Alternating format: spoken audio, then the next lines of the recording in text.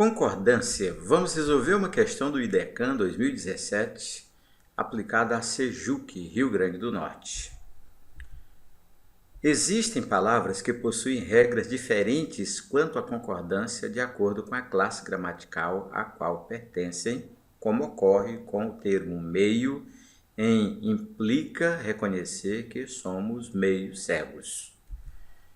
A concordância gramatical só não está correta em... Então vamos atrás de um erro. Letra A. A despesa com este projeto está cada vez mais caro. Não havia tal provisão. Para você que lê com todos os cuidados, tem que olhar para a palavra caro. Será que é caro ou cara?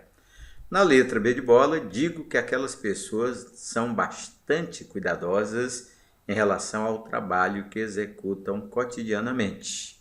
E a preocupação é com a palavra bastante. As bancas não sublinham, não destacam. É um problema de quem está treinando concordância e saber, por exemplo, que a palavra bastante é campeã de provas de concursos e vestibulares. Na letra C foi um evento em que conheci bastante ou bastantes pessoas cujo contato foi providencial para futuros planejamentos. Então, em cada letra, você vai identificando onde pode estar a incorreção, a concordância inadequada. E na letra D, nunca disse que tal trabalho custaria barato. Será que é barato?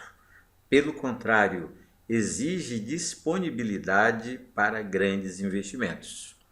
E aí a pergunta é, em cada letra, o foco de uma palavra. Na letra A, a palavra caro. Na letra B, bastante.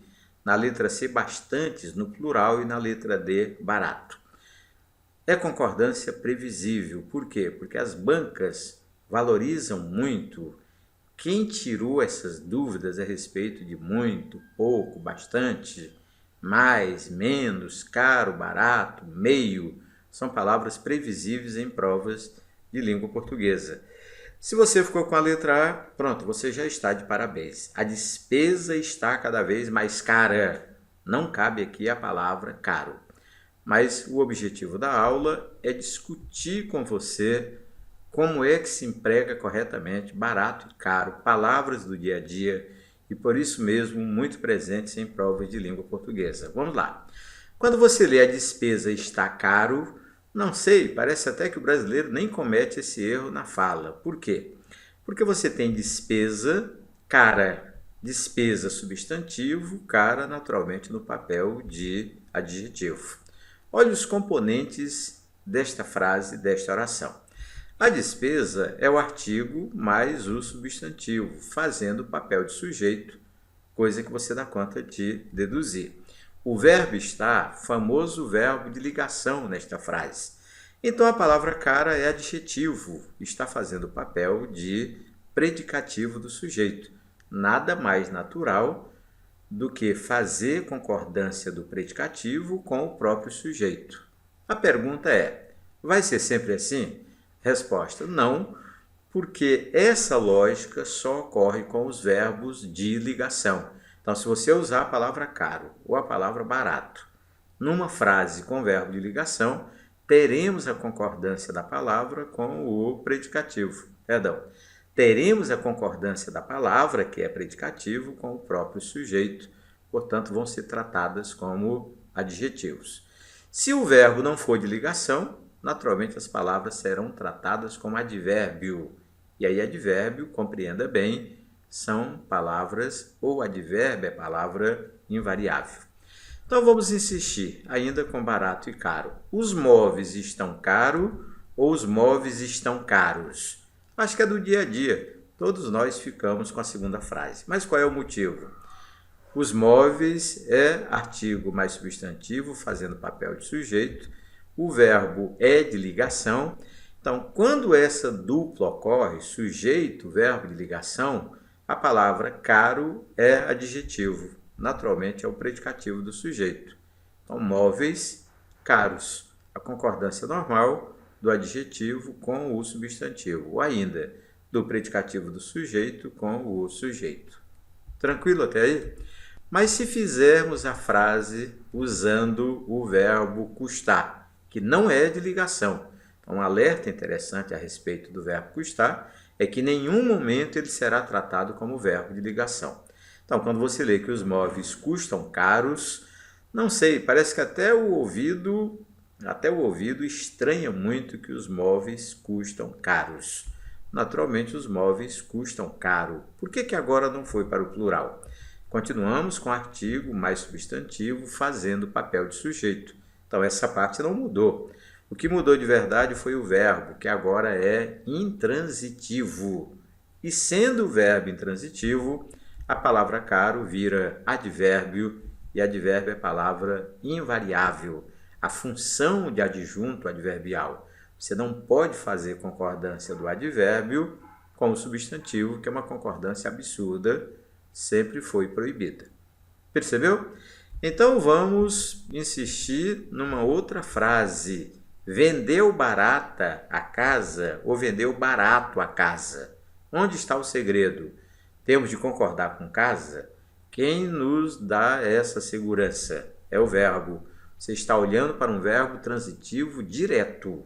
E verbo transitivo direto vem acompanhado do objeto direto. Acontece que empregar caro, barato, dentro de uma frase em que o verbo é transitivo direto, tanto caro quanto barato serão tratados como advérbios. E advérbio é palavra invariável. Dentro do contexto é um adjunto adverbial. Então não interessa a ordem, vendeu barato a casa ou vendeu a casa barato, você tem mesmo barato na condição de palavra invariável, está fazendo o papel de advérbio. Pronto, você pode fazer um esquema assim. Se você tem o verbo comprar, o verbo vender, alugar, custar, são verbos muito comuns no dia a dia associados a barato e caro. Portanto, você tem verbos que não são verbos de ligação. Então, a palavra caro e a palavra barato serão advérbios e, portanto, invariáveis. É assim que você deve pensar, é isso que você deve aplicar no momento de ler frases com barato e caro.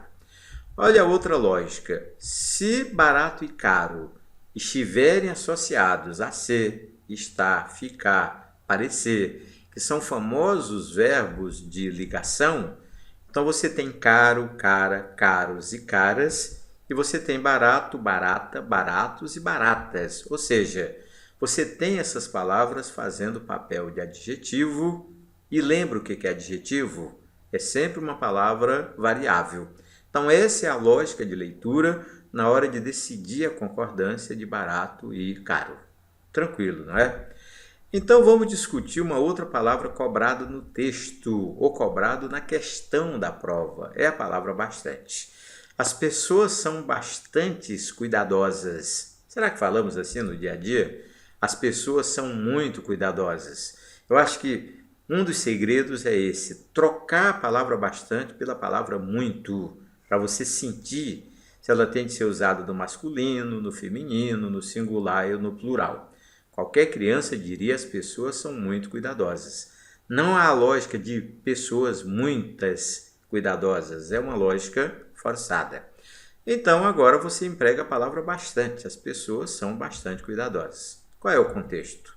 Ou a morfossintaxe da frase. As pessoas, artigo mais substantivo no papel sintático de sujeito. O verbo ser, você o conhece muito bem, VL, verbo de ligação. A palavra cuidadosas, concordando com pessoas, pessoas cuidadosas, é o adjetivo, é o predicativo do sujeito. Portanto, concordância legítima, normal, correta, sem problema nenhum. E o bastante, olhe bem para ele, está se relacionando com cuidadosas. Quando eu digo que as pessoas são cuidadosas, naturalmente é uma frase genérica. Não se aponta se são muito, pouco, bastante, demais. Ao empregar essas palavras, a relação da palavra se dá com o adjetivo. E quem se relaciona com o adjetivo é o advérbio. No contexto, um adjunto adverbial de intensidade. Bem, às vezes você decorou que a palavra bastante não vai para o plural. Engano, ela vai. Por que vai? Ela vai porque ela depende da relação com as outras palavras da frase. Leia agora. As pessoas têm bastante afazeres e as pessoas têm muitos afazeres. Você pode ter dúvida a respeito da palavra bastante, mas não tem a respeito da palavra muitos. Nesse caso, tem que concordar com afazeres. Então, conscientize-se, as pessoas têm bastantes afazeres. Uma coisa boa para descobrir antes de enfrentar uma prova de língua portuguesa é que a palavra bastante vai sim para o plural quando se relaciona com um substantivo. Vamos ver as relações morfossintáticas? Artigo mais substantivo, fazendo o papel de sujeito. O verbo ter transitivo direto, as pessoas têm algo, e olhe bem quem é o algo. Tem afazeres, mesma coisa que tem tarefas, tem compromissos. Portanto, você está olhando para um substantivo na função sintática de objeto direto. Mas sabe qual é a descoberta? É a relação da palavra bastantes. Ela se dá com pessoas, com o verbo ou com afazeres. Isso você percebe sentindo a frase, entendendo-a melhor. Quando você diz que as pessoas têm afazeres, é a frase genérica. Quando diz que tem bastantes afazeres, você aumentou a quantidade de afazeres. Portanto, você está com bastantes relacionando-se com o substantivo. Não é advérbio, nunca foi. É um pronome definido fazendo o papel de adjunto adnominal. Acho que essa consciência da relação de uma palavra com outra é que é a sintaxe da língua, e quando você começa a entender esse processo, aí o português fica muito fácil para você. Vamos insistir com a palavra bastante numa outra situação. As pessoas já sofreram bastantes ou as pessoas já sofreram muito? Muito. No masculino, no singular. Você agora está diante de uma relação entre o muito ou bastante e o verbo sofrer. Portanto, o correto é as pessoas já sofreram bastante. O S agora é proibido. Vamos à morfossintaxe? Artigo mais substantivo fazendo papel de sujeito. O já eu nem coloquei aqui, você já sabe que é advérbio, é uma classe bem fixa. O sofrer é verbo intransitivo e qual é a relação do bastante? É com o verbo. Se é com a ideia verbal, é advérbio e, portanto, fazendo o papel de adjunto adverbial de intensidade. O que você aprendeu, deduziu para o bastante, vale para o muito, para o pouco, para o mais, para o menos, para o demais. São palavras especiais da língua que ficam variando de classe gramatical de acordo com o contexto. Não é uma variação muito vertiginosa, é a variação entre advérbios de intensidade e pronome indefinido. Então vamos insistir que você se inscreva no meu canal no YouTube, porque você tem aulas gratuitas organizadas por tópicos, organizadas por bancas, uma quantidade muito grande de aulas à sua disposição. E a turma ao vivo é para você que quer marcar um compromisso comigo, estudar semanalmente. Essa turma ao vivo tem aulas semanais, interações ao vivo comigo, tira dúvidas por e-mail e material didático em PDF. Sabe aquela coisa de agir? Em vez de ficar sonhando que alguma coisa caia do céu, ação. E a ação é marcar compromisso comigo toda semana para o encontro, que só não é presencial porque eu estou aqui, no estúdio em Manaus, e você está aí no conforto da sua casa. Está economizando combustível, economizando tempo, evitando qualquer transtorno e aprendendo língua portuguesa no nível que você precisa aprender, porque vamos sempre pautar as nossas aulas em cima de provas anteriores, para que eu não possa enganá-lo em nenhum momento. Então, as dificuldades vencidas são as dificuldades que você vai encontrar no dia da prova. Espero você nessa turma ao vivo, nesse compromisso semanal, para que você melhore em língua portuguesa e para que passe em concurso ou vestibular. Até lá!